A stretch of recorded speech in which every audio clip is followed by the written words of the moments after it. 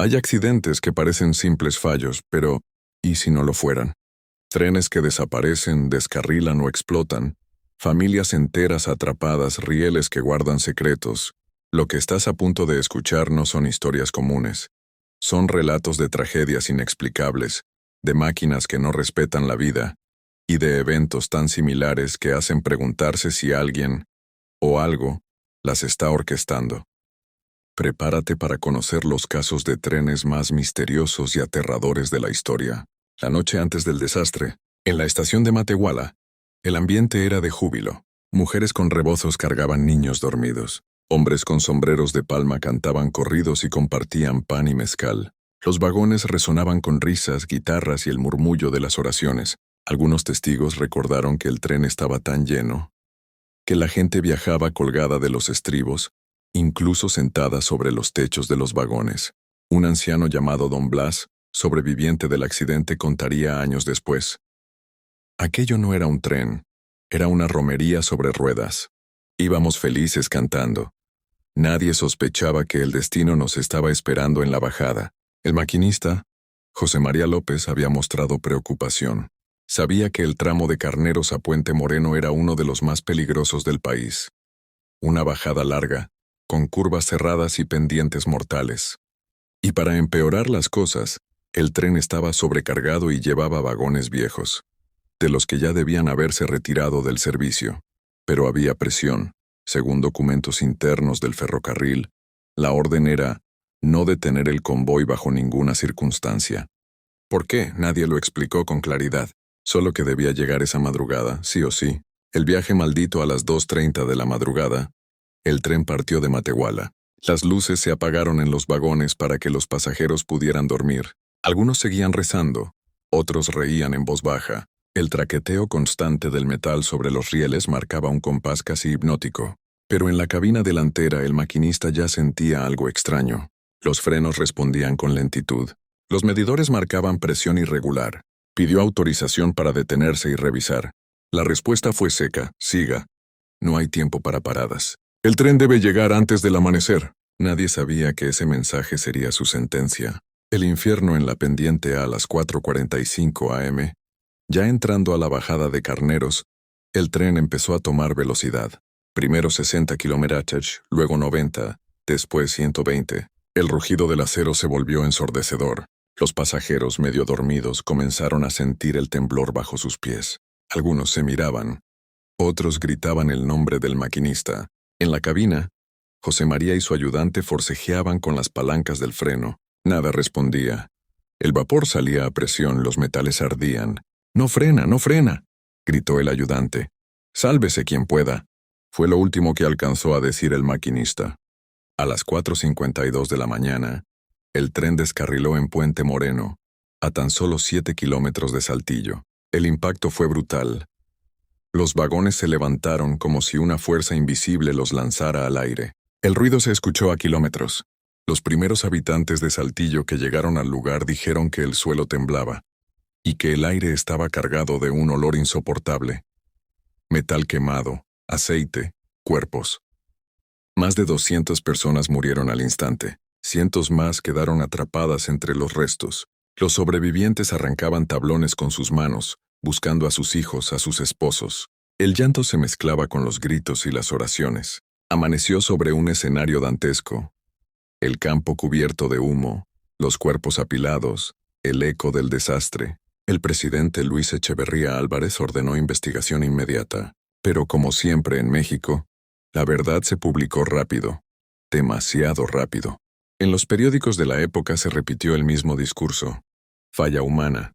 Exceso de velocidad, negligencia del maquinista. José María López, el conductor, fue declarado culpable, aunque murió en el impacto. El caso se cerró en menos de 2 semanas, pero los mecánicos de los talleres de Torreón contaron otra historia. Dijeron que 2 días antes el tren había sido reportado con frenos defectuosos y un sistema hidráulico dañado. Pidieron detenerlo, y les dijeron que no. Hay otro detalle que nunca se publicó. Uno de los últimos vagones estaba custodiado por hombres vestidos de civil. Tras el accidente, ese vagón desapareció sin dejar rastro en los informes oficiales. Algunos obreros afirmaron haber visto cajas metálicas selladas con símbolos militares que transportaba realmente el peregrino. Años después, vecinos de la zona cuentan que se escucha un silbido de tren en la madrugada y que una moneda sobre el riel vibra sola. Dicen que cada año se ve una mujer caminando por la vía, con un niño de la mano. En 1991, un exfuncionario retirado reveló que esa noche se autorizó el traslado de un cargamento experimental clasificado como Operación Luz del Norte. Poco después, el hombre falleció y el periodista que investigaba el caso desapareció. Hoy las familias aún visitan el lugar, pero no hablan de la otra versión, la que sugiere que la ruta del peregrino fue alterada a propósito. Porque hay trenes que transportan más que pasajeros. Transportan secretos. Y cuando esos secretos amenazan con salir a la luz, la historia se encarga de borrarlos. El tren que corría solo y el misterio que jamás se resolvió. Hay accidentes que parecen simples errores, y hay otros que dejan un vacío. Una pregunta que nadie se atreve a responder. Era 15 de julio de 1949. Tokio apenas se recuperaba de la guerra. Los rascacielos eran pocos, las calles aún llenas de escombros, pero el sistema ferroviario seguía siendo el corazón palpitante de la ciudad. Cada tren transportaba no solo personas, sino historias, sueños y esperanzas de quienes buscaban reconstruir sus vidas. Ese día, a las 3:13 p.m., algo extraordinario sucedió en la estación de Mitaka, al oeste de Tokio. Un tren de pasajeros se movió sin conductor, acelerando hasta salirse de las vías, causando 6 muertos y más de 200 heridos. Lo que sorprendió no fue solo el accidente, sino que nadie sabía quién o qué controlaba aquel tren. Entre los viajeros había estudiantes regresando de clases, obreros que terminaban su jornada, y familias que visitaban a parientes en la capital. Algunos iban cansados, dormidos sobre los asientos, mientras otros observaban el paisaje urbano que aún olía a humo y reconstrucción. Entre ellos estaba Ayako, una joven estudiante de 19 años, que llevaba consigo una carta para su hermano mayor, destinada a enviarla desde Kichiyoji. A su lado, un anciano llamado Takumi, que había sobrevivido a los bombardeos de Hiroshima, repasaba en silencio un cuaderno con nombres de amigos desaparecidos. Un niño de 6 años, Hiroshi, abrazaba a su madre sin comprender la sensación de peligro que se acercaba. Todo parecía normal, hasta que el tren empezó a moverse sin que nadie estuviera en la cabina. Los pasajeros sintieron primero un temblor sordo bajo sus pies, luego un rugido metálico que creció en intensidad, y finalmente el silbido del tren corriendo demasiado rápido. Los que despertaron a tiempo gritaron. Otros buscaron refugio entre los asientos, mientras Ayako sostenía la carta de su hermano como si fuera un amuleto. Un grupo de obreros dijo después que vieron luces parpadeantes en la cabina vacía, como si alguien invisible intentara controlar la máquina. Pero los registros oficiales nunca mencionaron nada extraño. El tren pasó a más de 90 km/h, chocando contra señales y finalmente descarrilándose. Las escenas que siguieron fueron de caos absoluto. Cuerpos atrapados entre los vagones, gritos que se mezclaban con el metal retorcido y el humo que cubría toda la estación. Los periódicos japoneses de la época responsabilizaron a miembros del sindicato ferroviario de un supuesto sabotaje en medio de tensiones políticas y laborales. Se decía que buscaban castigar al gobierno por despidos injustos y malas condiciones, pero algunos trabajadores afirmaron, el tren no podía arrancar sin la llave del maquinista, que estaba ausente. Los frenos habían sido manipulados de forma que un error humano no podría haberlo causado. Un hombre desconocido fue visto cerca de la cabina momentos antes de la partida. Estas inconsistencias dieron origen a rumores de conspiración, pero nunca se confirmaron. Algunos testigos especulan que alguien quería que el tren no llegara a su destino, aunque jamás quedó claro quién o por qué. Testimonios de sobrevivientes. Ayako, la joven estudiante, relató años después. Sentí que algo nos empujaba hacia adelante. No había nadie allí, pero el tren no respondía. Todo era demasiado rápido. Solo podía rezar. Takumi, el anciano superviviente, agregó. Nunca olvidaré el ruido del metal y el humo. Era como si el tren estuviera vivo, decidido a arrastrarnos a todos. Cuando vi la cabina vacía, comprendí que nadie nos estaba guiando, solo el destino, o algo que no comprendíamos. Otros sobrevivientes afirmaron haber visto luces extrañas dentro del vagón de control y que algunas puertas parecían abrirse y cerrarse solas antes del choque. Nadie pudo explicarlo, y los informes oficiales nunca lo reflejaron. El misterio técnico. Décadas después, ingenieros y historiadores revisaron los documentos oficiales y reportes internos. Los sistemas eléctricos del tren mostraban anomalías que podrían haber causado un movimiento autónomo. Algunos registros mencionan cortes de seguridad que nunca deberían haber sido posibles. No se encontraron pruebas de sabotaje, pero tampoco de falla mecánica concluyente. Los expertos actuales coinciden.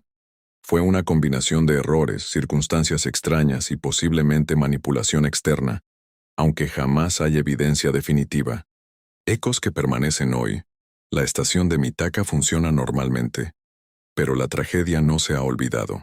Algunos vecinos cuentan que en noches de verano se escuchan silbidos de tren que parecen moverse solos, que relojes se detienen exactamente a las 3:13 p.m., que algunos pasajeros de la época aún sienten la presencia de aquellos que no llegaron a casa. El tren fantasma de Mitaka se convirtió en un símbolo de misterio, de cómo un accidente puede contener secretos que nadie se atreve a revelar. Epílogo especulativo. El tren no tenía conductor visible, los frenos no respondieron, y las investigaciones oficiales señalaron responsables sin aclarar las anomalías.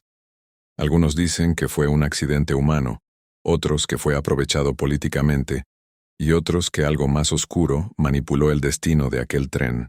Lo cierto es que ese día, el tren no llegó a su destino, y con él muchos secretos quedaron atrapados entre los rieles, esperando que alguien se atreva a descubrirlos, o que la memoria los deje para siempre en el silencio. El desastre de Eschede, Alemania, 1998.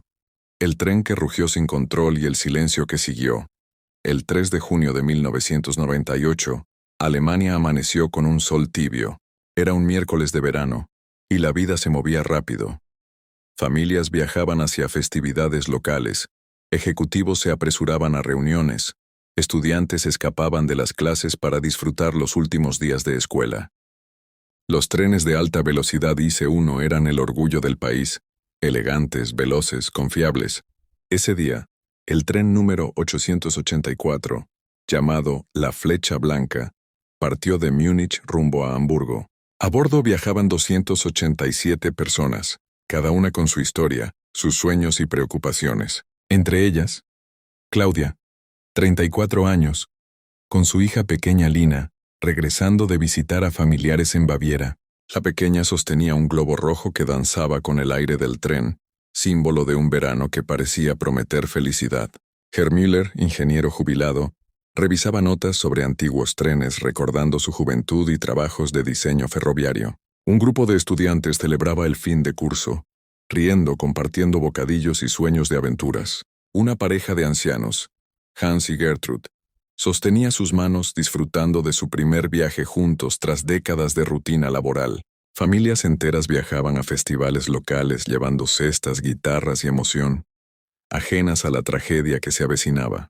El ambiente estaba lleno de vida, risas, olor a pan recién horneado y murmullos de planes de verano. Todo parecía seguro, hasta que un detalle que nadie vio decidió cambiarlo todo. La tragedia comienza a las 10:59 a.m.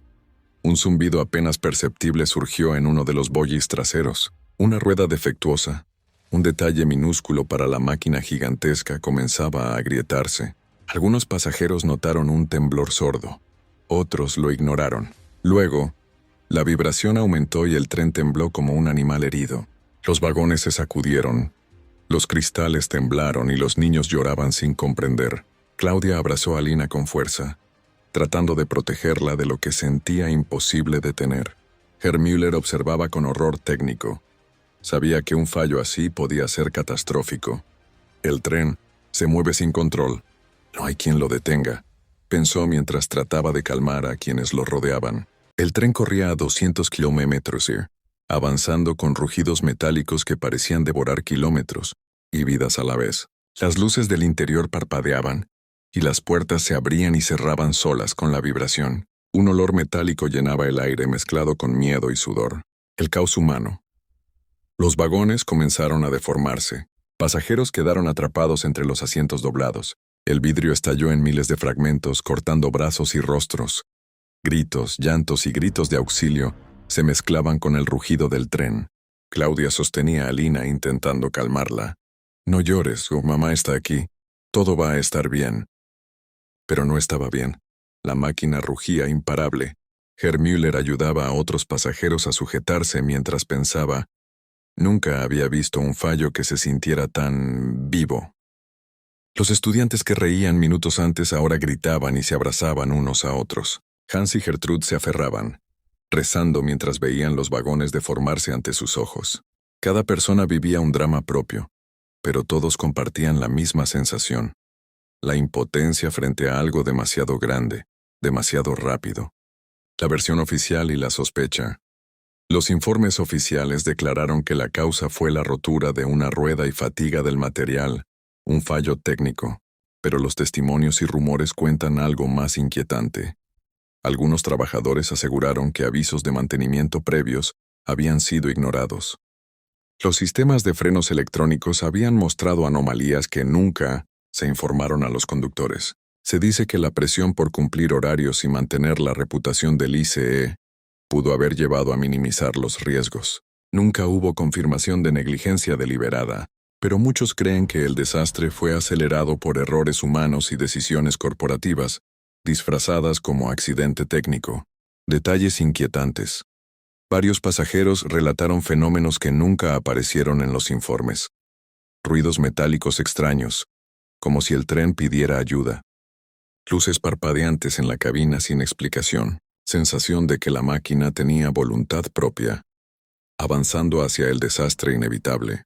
Claudia recordaría toda su vida cómo Lina le preguntaba con lágrimas: «Mamá, ¿vamos a llegar?». Ella no podía responder. No había respuestas, solo el rugido del tren y la certeza de que el destino estaba fuera de sus manos. La catástrofe. El tren se descarriló cerca de Eschede. Un puente colapsó parcialmente y los vagones se aplastaron. Decenas de personas murieron en el acto. Otras resultaron gravemente heridas. Los socorristas encontraron escenas que parecían sacadas de una película. Cuerpos entre hierros torcidos, niños que lloraban buscando a sus padres, adultos atrapados intentando rescatar a desconocidos. La tragedia dejó marcas imborrables, familias destruidas, héroes anónimos, y la sensación de que la máquina no respetaba la vida humana. El desastre de Eschede no fue solo un accidente técnico.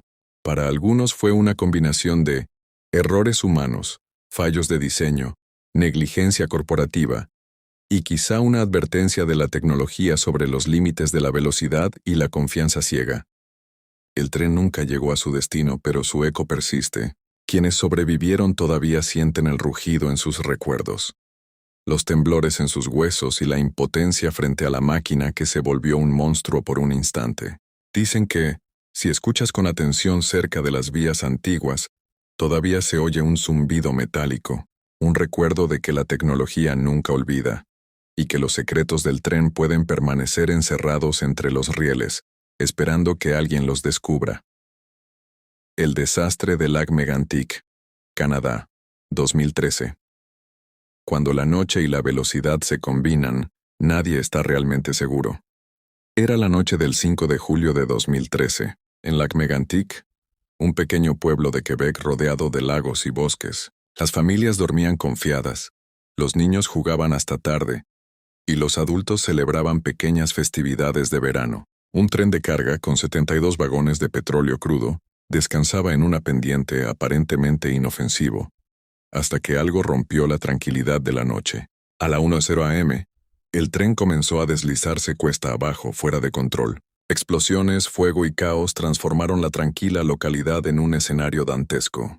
Padres buscaban hijos, vecinos ayudaban a desconocidos, y algunos, en medio del terror, solo podían mirar cómo la máquina avanzaba con un rugido metálico imposible de detener. Horror humano. Los testimonios son estremecedores. Marie, dueña de un café frente a las vías, rescataba vecinos entre las llamas. Luke y Sofía ayudaban a otros mientras sus casas ardían. Niños lloraban. Familias enteras desaparecían en segundos. El fuego iluminaba la noche como un sol negro, y el rugido del tren se mezclaba con gritos y sirenas. Quienes sobrevivieron recuerdan una sensación extraña, como si el tren supiera hacia dónde debía ir y qué vidas debía tocar, misterio y suspenso. La versión oficial habló de negligencia y fallos técnicos, pero muchos no pudieron aceptar esa explicación completa. Avisos de mantenimiento ignorados. Frenos mal asegurados. Posibles errores deliberadamente minimizados por la empresa, pero algunos vecinos y expertos señalaron detalles inquietantes. Ruidos metálicos antes del accidente, como advertencias. Luces parpadeantes inexplicables en la cabina, símbolos extraños en vagones y vías, interpretados como señales de algo más oscuro o rituales invisibles. La teoría conspiranoica sugiere que este tipo de accidentes podría repetirse, siguiendo patrones que nadie entiende del todo, como si existiera una fuerza que exige recordatorios, un pago invisible, un equilibrio que debemos mantener y que los humanos no controlamos. El tren de Lac Megantic no llegó a su destino, pero dejó algo más que destrucción. Una sensación inquietante de que accidentes similares ocurren en el mundo de manera inexplicable, con escenarios, fallos y destinos tan parecidos que no pueden ser solo coincidencia. Quizá cada tragedia, cada descarrilamiento, cada explosión silenciosa, sea un recordatorio de que algo más grande, oscuro y misterioso, siempre está observando, y que, de vez en cuando, nos recuerda que no todo lo que sucede puede ser explicado, ni todo destino controlado. El eco del tren, el fuego y el rugido persiste en la memoria del mundo. Un susurro metálico que nos dice que la próxima vez no estaremos preparados, y que estos eventos, tan parecidos entre sí, no suceden por azar.